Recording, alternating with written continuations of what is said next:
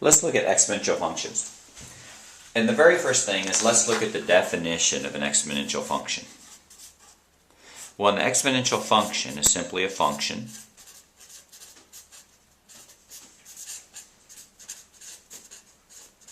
which can be written f of x is equal to a times b to the x, where a and b are constants, and they're also real numbers.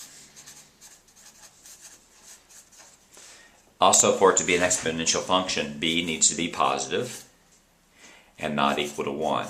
If it was equal to 1, it would simply be a line. In this case, we call b the base, and a is the initial value.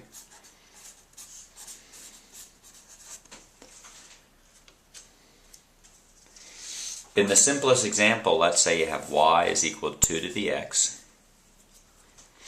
If you have x and you have y,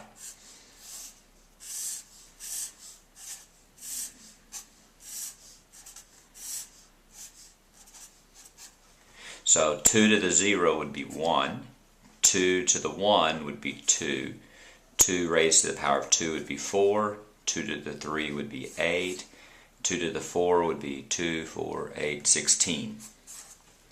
If you notice, what happens is we say that the value of y grows exponentially. You can also go backwards, minus 1, minus 3, and let's say minus 5. 2 to the minus 1, 2 to the minus 1 is simply 1 over 2, so that's 1/2. 2 to the minus 3, that's 1 over 2 to the third, so that's going to be 1/8. And 2 to the minus 5 is 1 over 2 to the fifth. 2 to the fifth is 32, so that's 1 over 32. We'll do graphing in a minute, but generally you have a graph that looks like this, and we see that when x is positive and increases, y grows exponentially.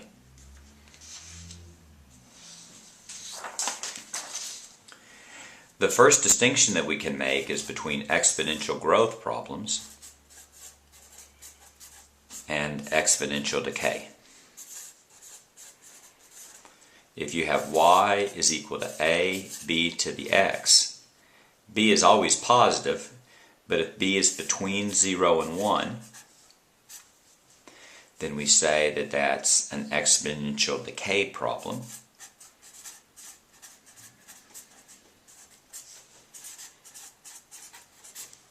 And if b is greater than 1, we say that's an exponential growth.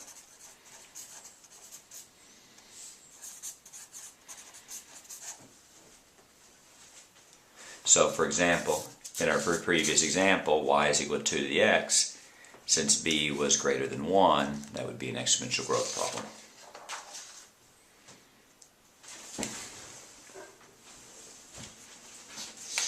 And the next question we want to be able to determine is it an exponential function or not?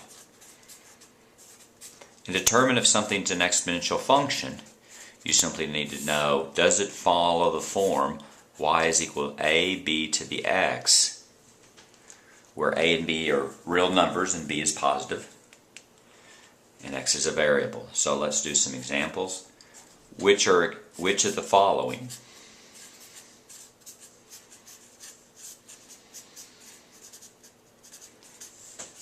are exponential functions? Let's see, y is equal to 2 to the x, y is equal to x to the third, y is equal to 10, 1.7 to the x, y is equal to 12, x, 3 plus 6. If you look at these, which ones are exponential functions? Well, this is an exponential function, and this one is an exponential function. Right, if you notice in both cases you have a base raised to a power, a base raised to the power. The base in this case is positive.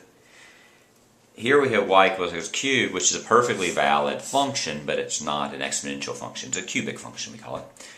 And the same thing here. Let's say you have y equals 12x cubed plus 6, not an exponential function. Let's look at another example or two here.